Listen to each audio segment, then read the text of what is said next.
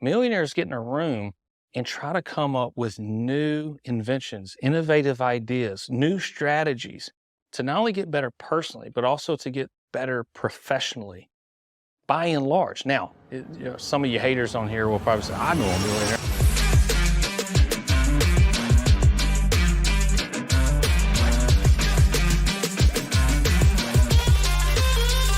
Millionaires think long term and the middle class thinks short term. So how would I make that relevant to the way I view it? Instead of just reading verbatim, you can pick up these books, Amazon, if you would like, and kind of do a deeper dive. But I also want to do just a quick snapshot and make it relevant to the way I view it. The middle class thinking short term, most Americans are living paycheck to paycheck, right?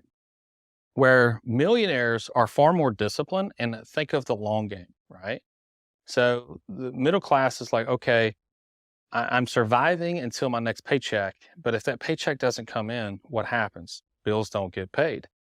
And because they have such a narrow margin between income and expenses, they are not provided the luxury of thinking long term because of their limited belief system. However, millionaires will sometimes struggle and have what we call addition through subtraction, where they will minimize things for a short period of time, but they see around the curve. And like, for example, a recession, millionaires compound their wealth many times over during recessions. Me and Evan were talking off camera about JP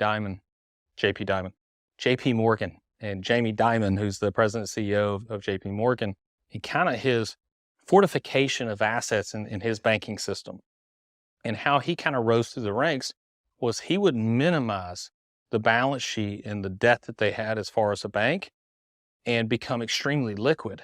And during downturns, that's when he would be one of the few participating banks with the ability to gobble up other banks. And that's what he did with his first bank. And that's also what he did with JP Morgan Chase, and how they became the largest bank in the world when they gobbled up Bear Stearns, because they were the only bank in the country that the government came to him and said, you're the only one that has the ability to buy Bear Stearns. Bear Stearns was trading at $70 a share. Jamie offered him $2 a share. And so obviously there's this negotiation. It's like, okay, why $2 when it last traded for $70? He's like, because I'm the only one that can purchase them. So if we're going to purchase them, we're going to purchase them on my terms, and it's $2 a share. So it eventually goes through. He buys Bear Stearns for $2 a share. Next thing you know, now JP Morgan has leapfrogged Citigroup as the largest bank in the world. So millionaires think long term. They're not after tomorrow's money. They're after next year or next decade's money. They are actually utilizing recessions to compound their worth. So they're far more disciplined than the middle class are.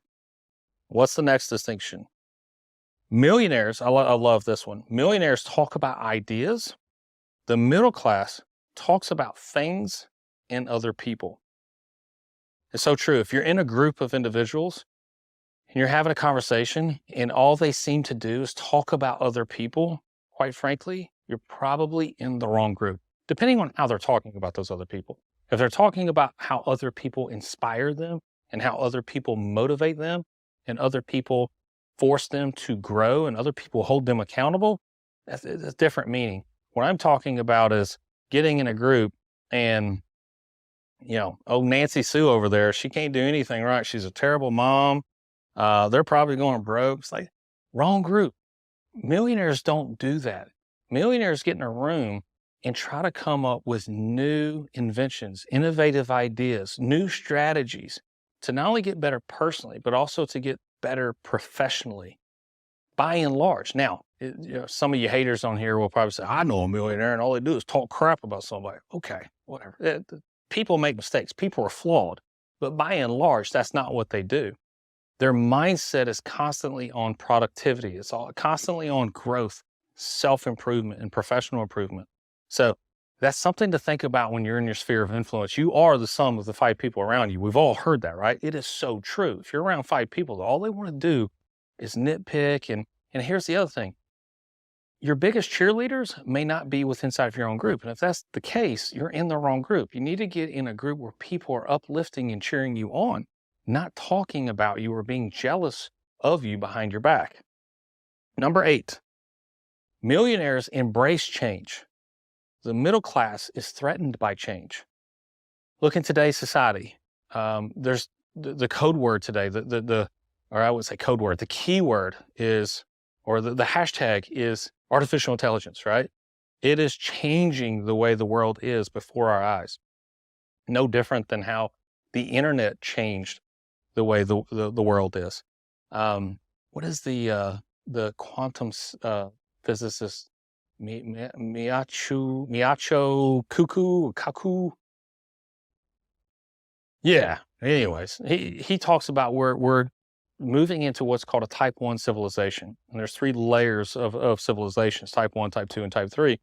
And that we are quickly advancing. And he feels like by the year 2100, we will be a type 1 civilization because of how quickly things are advancing right now as we're alive. It's one of the most interesting times to be alive right now because of one is artificial intelligence. And again, probably more powerful than the internet. Millionaires are embracing that. Things are going to change regardless of how you feel about it. So it would be better to embrace that change and capitalize on that change and use that change to bring about a better quality of life.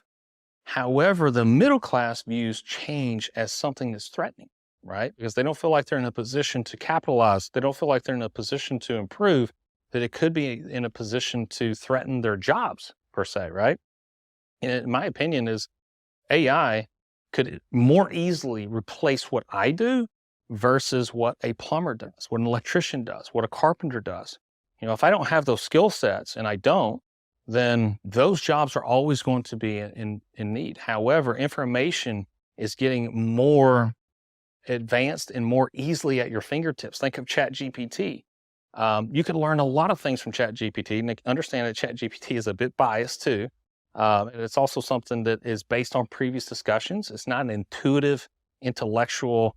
So it's called AI, artificial intelligence. It's only as intelligent as the information that's being provided to it. But quantum computing is going to take that light years ahead. So, again, the middle class is worried about this change. And instead, we could see this change as an opportunity to serve at a greater capacity, right? So if you are a plumber, electrician, carpenter, I feel like your job is not easily replaced. Is there any technology that you can think of from an AI perspective that would be able to wire electric from my house to my barn? I can't think of any artificial intelligence that could do that. But we do know of artificial intelligence that could totally replace what I'm doing, put another person here, script it out, and it would talk to you as if it was me, and you wouldn't know the difference. So I'm more easily replaced than that is. But I don't view it that way. I'm not worried. I don't have a scarcity mindset that I'm going to be replaced. Instead, how can we utilize these new technologies to condense time? So instead of me being in here pumping out 4 hours of content, could I spend 20 minutes putting information into a system that then creates videos and messages that goes out to the world so that I can attract more clients? That's how I choose to view it versus, again, the middle class is just threatened by change.